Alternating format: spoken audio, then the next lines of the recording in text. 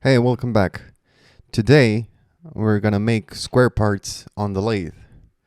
How quaint. This is the Proxxon PF230 milling attachment, designed for their smaller 230 lathe, but which also fits on the bigger one, the one that I have. It was a Christmas present for myself, and I've already gone ahead and butchered it with some of the accessories that I had ordered previously for when I actually planned to buy the bigger dedicated milling machine from Proxxon. I dragged my feet on that and it didn't actually end up getting anywhere. So, in need of a milling machine, I actually decided to go ahead and get this thing, which is actually pretty nice. It's surprisingly nicer than I expected it to be. So it's a very small, not very rigid milling head designed to mount on the basically on the ways of the lathe, and it has a reasonably long Z travel, and it uses the lathe itself, the carriage for the X and Y. It has various locks all over the place. You need to lock everything before taking a cut in order to maintain some sort of rigidity. But if you do that and if you're careful, you can get pretty nice results. So this is the mounting basically. It's got a split collar that mounts on a machine piece of a machine section of the bedways, with two M6 Allen bolts, and there's a pretty tight fit. I think it's a 0-on-0 fit. So you need to pry it open a bit in order to fit the column of the machine. And when you tighten it down, it seems to do a pretty reasonable job of securing it. It also registers vertically on that flat surface milled, parallel to the ways of the machine. So this is the whole thing mounted. It's got a 6-speed head. I'm not entirely sure. It's belt driven, and one of the main pulley for the motor is actually made of phenolic, so that's kind of cheating in my books. But anyway, Romanian made belts, funnily enough. They seem all right. The machine hasn't got any particularly good quality bearings. There's some electronics in there, but the electric motor is just a single speed DC brush motor, probably running off the mains voltage. It's pretty quiet. You'll get to see that a bit later, but yeah, it's pretty nice so far. The plastic cover is a bit chintzy, and the speeds are kind of hard to read. So it has 2 ranges and 3 speeds per range. The motor sticks up from the mill head, the big green cylinder. This is the fine feed mechanism that I butchered onto the head of the machine. It's adapted from the bigger milling machine actually, but it works just fine on this one as well. And you use basically the carriage, normally the lathe X and the lathe Z travels in order to feed for the milling machine. Funnily enough, the center line of the spindle isn't on the center line of the milling spindle, which is annoying.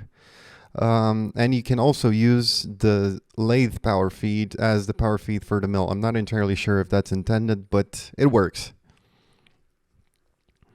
So I only had a lathe till now, so I only did round parts. So the only thing that I could mill something onto is this. And you'll see that the lathe is running and it's power feeding. There's no way to stop the chuck from turning while the machine is rotating, but it actually does a pretty good job. You can hear the cutter doing a pretty decent job. These are the cutters that Proxxon sells for this machine. They're 8mm shank, I think, and they fit into some weird split collets. They're not ER, they're not anything. I was surprised to see that the machine didn't use ER20 collets, but yeah, it's in the price range. So this piece was intended to be a threaded cap for something, but I messed up the pitch on the threads and ruined it, so yeah.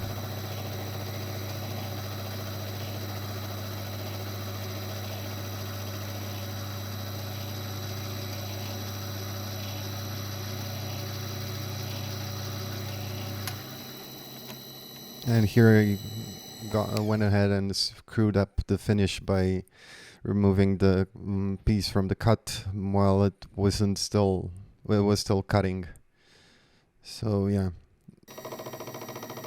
you can see that once the cut is established, like the machine quiets down quite a bit, and I think with a shorter piece stuck better in the vise, you could actually take some pretty decent size cuts in aluminum and plastic. Forget about steel. There's no way you can mill steel on this machine. So apologies for the shakiness. It's hard to film while you're milling because you need to use the hand wheel on the far right of the lathe to advance the, in this case, the I think is the Y travel of the milling machine. So yeah. Oh, one more thing. If you forget to engage the half nut on the carriage, your cuts will drift because of the fact that there is basically no locking on the carriage of the machine. So the cutter will push the work away from underneath it, and you're gonna scrap parts. Oh, and this machine really doesn't like to climb mill. It's terrible in that direction. But you can get some pretty nice finishing.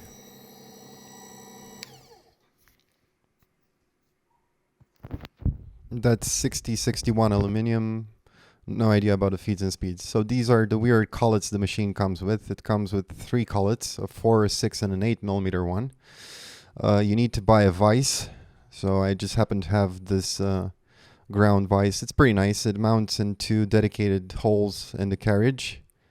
You have to remove the top slide, of course, so you're not going to be able to turn anymore. But you can put it back if you need the lathe. And this is how the power feed works under manual power feed. You basically turn the hand wheel and you adjust it. It has a quill, which is pretty nice for drilling holes, but you can't cut with the quill released. So yeah, that's about it. It's pretty nice. Thanks for watching, guys.